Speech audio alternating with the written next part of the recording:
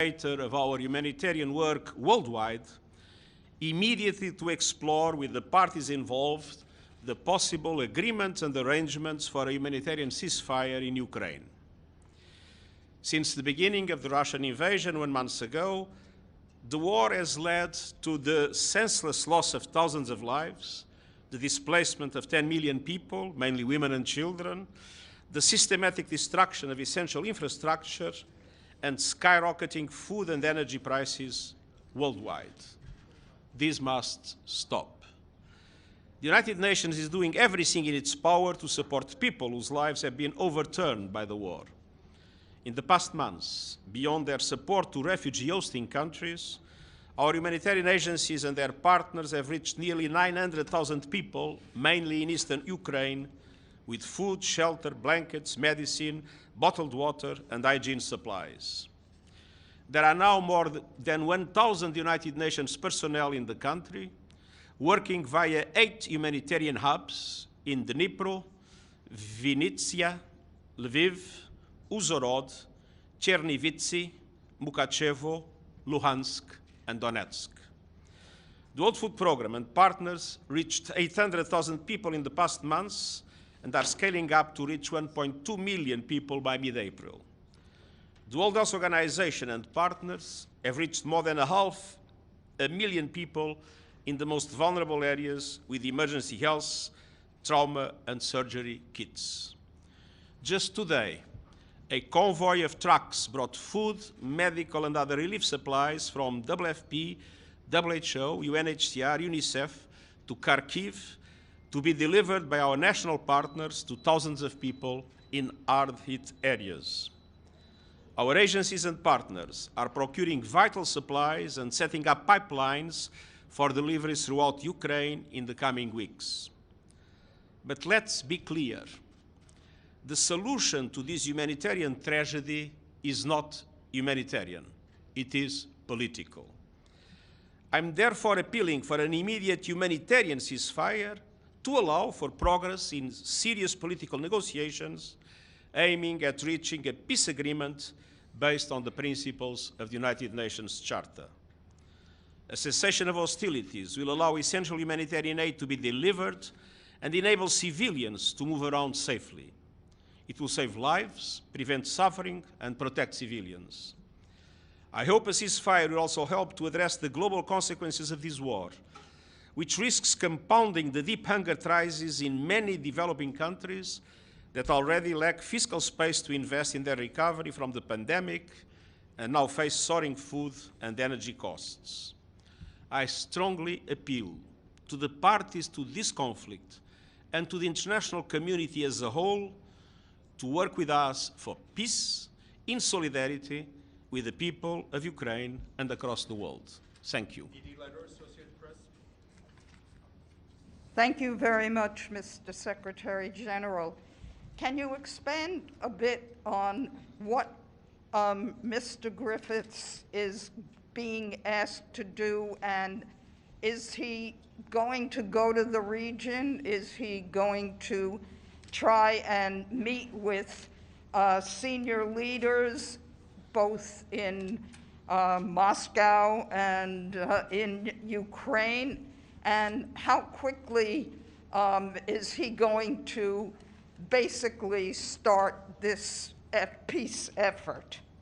Well, he will immediately start. He's in Kabul today and will be coming back. And he already made some contacts. And of course, I hope that he will be able to go to both Moscow and Kiev as soon as that becomes possible. It's very important to establish a serious dialogue with both parties in relation to the possibility of this humanitarian ceasefire. And you mentioned the appeal to the rest of the world. Are you asking the European Union, other regional organizations? Now, I've been in close contact with several countries that have been talking to the parties at the highest level in order to explore the different forms of mediation leading to a political solution.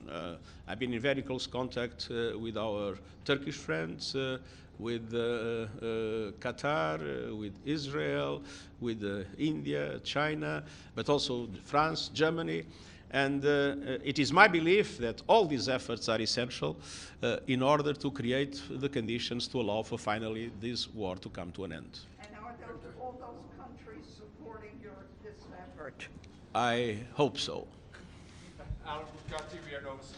Thank you very much, Mr. Secretary General. You mentioned you're calling for the immediate ceasefire in your intervention.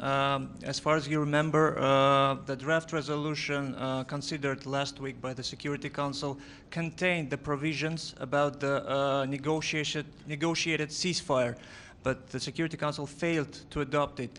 Do you consider it as a mistake? And the second question, please, what are your expectations of tomorrow's humanitarian meeting by the Security Council in Ukraine? Well, first of all, the Security Council decides whatever the Security Council decides, but that doesn't mean that anyone in the Security Council is against a negotiated ceasefire, as you mentioned. So I strongly hope that there will be goodwill from all sides in order for this ceasefire to take place. And I believe the briefing tomorrow will be a humanitarian briefing about the humanitarian situation. As far as I know, there will be elements of our humanitarian agencies that will be briefing the Security Council. Sharon Price, please.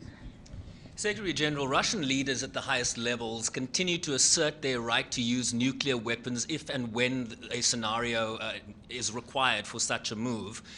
We are also seeing reports of nuclear facilities in Ukraine being targeted by strikes.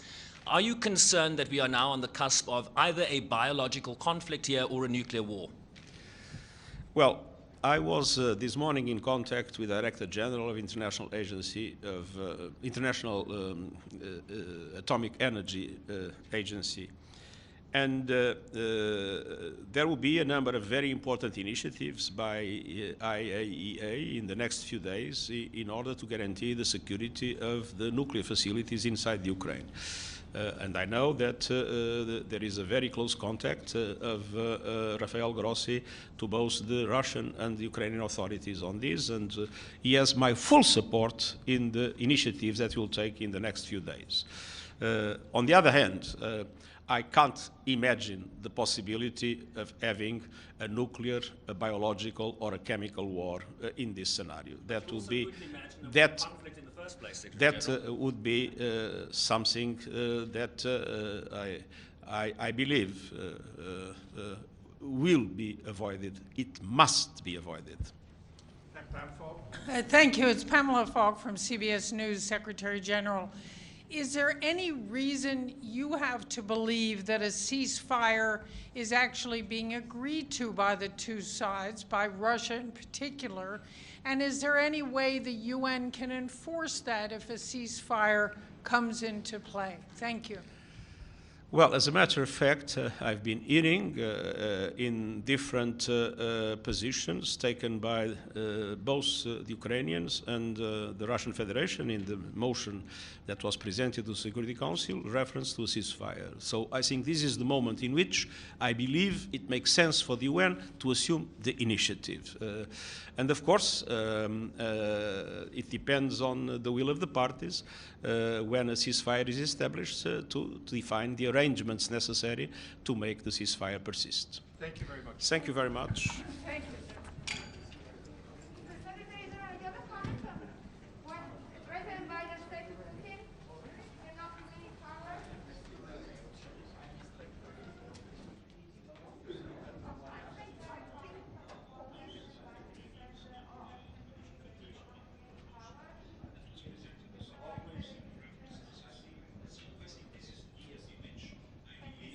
Military de-escalation and rhetoric de-escalation. Okay, thanks.